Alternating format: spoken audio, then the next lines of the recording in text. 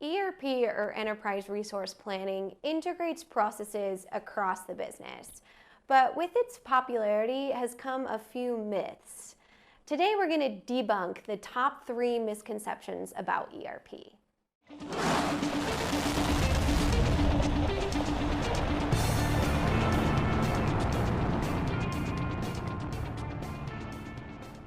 I'm Kyler Cheatham from Third Stage Consulting Group. We're a completely independent and technology advisory service that helps our global clients achieve the third stage of their digital transformation projects. Within the digital transformation industry, we are completely independent in the fact that we have no financial relationships with software vendors or any partners, therefore. The reason it makes sense for Third Stage to be involved in this conversation about myths or misconceptions around ERP systems or enterprise technology in general is because we have a front row seat to being a technology independent and agnostic consultant with our clients, which means we have no bearing on which system they choose, no financial relationships with ERP vendors. Our goals and contracts are attached to them achieving their business outcomes using technology. So with that, let's jump into the top 3 myths we see within our client work here at Third Stage around ERP implementations or enterprise resource planning in general.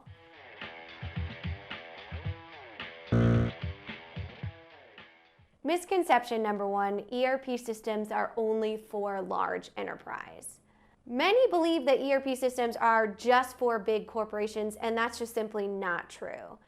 When we see small to medium-sized businesses, they need an ERP system just as much as large global complex organizations. So let's break this down a little bit. The reason why small or medium-sized businesses are often left out of the ERP conversation is because, first of all, ERPs can be expensive. And a lot of time, if you're a smaller, more nimble type of organization, you don't have a ton of standardization within your processes yet across departments, which you will need if you're going to integrate data from one department to the other utilizing an ERP system. We work a lot with medium to small businesses because oftentimes if you fail in an ERP implementation or select the wrong software as a small business, it can lead to bankruptcy. It's a very, very high stakes decision to be made strategically. If you are a small to medium sized business, you absolutely want to be considering an ERP system as a solution. Especially if you're in a high growth marketplace, just the one due diligence and quality assurance you're going to want to invest in is the use of an independent or technology agnostic partner. So at Third Stage, many times we help our SMB clients work through these evaluations or look at their processes through an independent lens and wade through that sales jargon that a vendor might be trying to target you towards a system that makes them more money, not you achieve your business goals. So let's break down vendor biases when it comes to this misconception around ERP is not for small business. ERP systems come with big clients because that makes the vendors big money. So when you're looking at being kind of a small fish in a big pond, you want to consider that when you're looking at ERP vendors in that space. If you are a small to medium-sized business that is maybe just domestically based or regionally based, a huge system like SAP S/4HANA might not be the best solution for you. When you're going through your evaluation process, you want to be clear about your business strategies, about your processes, and your requirements, as well as the cultural fit of your partner vendor. You can absolutely utilize it as a huge strategic and competitive advantage for your products or services.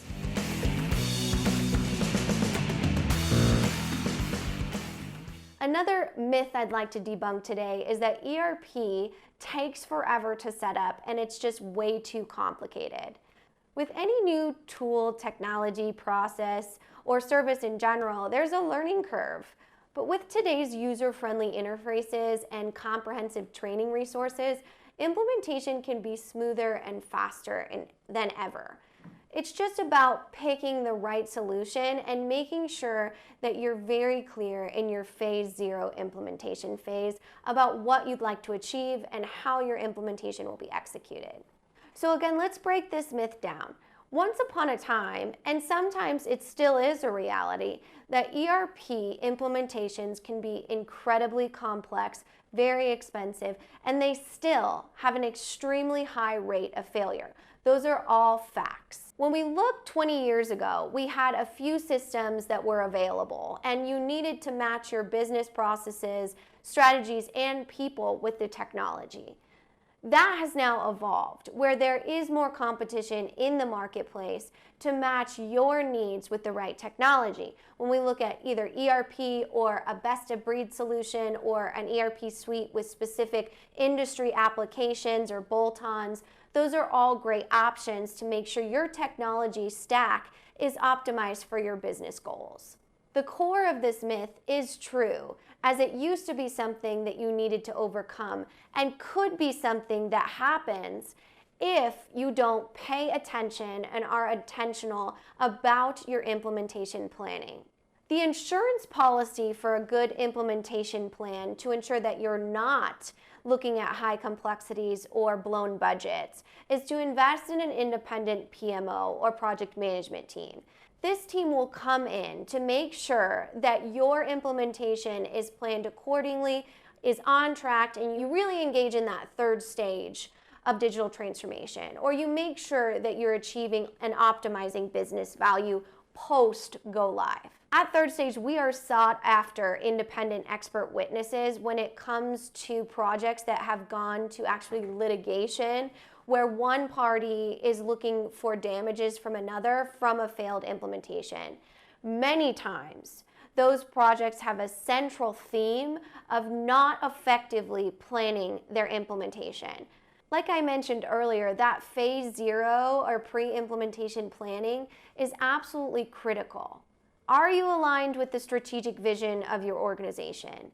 Do you have the right core team in place? Do you have an outside, independent, and technology agnostic partner that is going to take you through this with experience with your system, your industry, and your processes?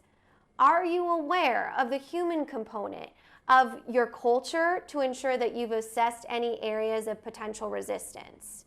These are all considerations that you're really going to want to look at in that phase 0 planning or pre-implementation planning to ensure that when you are actually executing within the implementation phase of your project, that you're not running into expensive roadblocks or even failures of having to push pause, reevaluate what you're doing, and get your solution back on track. That is where ERP implementations become complex and very cost heavy. Also, these modern ERP systems are really designed to be incredibly flexible.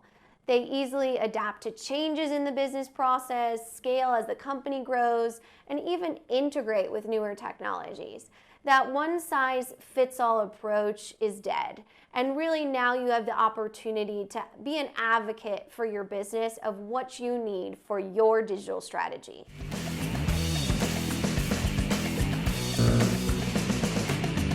Some people think once you've set up or gone live with your ERP solution that everything is done. But ERPs now are dynamic. Now there's two different lenses to this myth that I want to bust for you. One, ERP systems of 2023 and beyond have become modernized in the fact that they are constantly being updated and that they're able to align with specific business practices or processes. Now, a lot of this is done through new emerging technology like artificial intelligence, machine learning, predictive analytics, or autonomous systems in general, depending on how smart your organization is. When you look at modern day ERP systems, within that strategy, you need to make sure that you have checks and balances in place within your organization processes to enhance and optimize your system. It doesn't just end when you hit go live and you're done. That's not how that works. And once your ERP system is actually implemented, that does not mean that you can't make changes or optimize to ensure that the system is actually meeting your business goals and optimizing business value. Now, the second perspective I want to take in busting this myth is the fact that once you hit go live, that does not mean your work is done. It might mean that the system is actually activated within your organization, but is it optimized? Do you have a clear user adoption strategy in which your employees are actually utilizing the system? Do you have on-demand training offerings to ensure that they can reskill or upskill to learn this new technology within their job function? Are you actually looking and measuring, taking metrics around how the technology is interacting with your organization?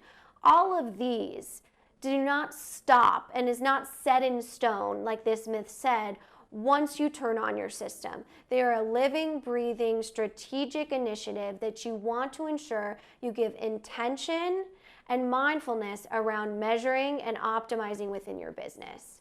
ERP systems or any enterprise technology are transformative tools, but like any tool, understanding them is absolutely key. Don't let myths or misconceptions within the industry hold you back from harnessing your full potential. And if you do have any questions about which technology is right for your organization or how to optimize and assess your current technology, please feel free to reach out to me personally and I can set you up with some of our systems or industry experts. My email is kyler.cheatham@thirdstage-consulting.com. It's also linked below. I also highly recommend that you download our newly released top ERP systems of 2024 to look through each of these top systems to see which is actually best for your business. I'm Kyler Cheatham, Global Marketing Director here at Third Stage Consulting Group. Thank you so much for joining me today. If you do have any questions about your digital transformation journey, please feel free to reach out to us and I will see you next time.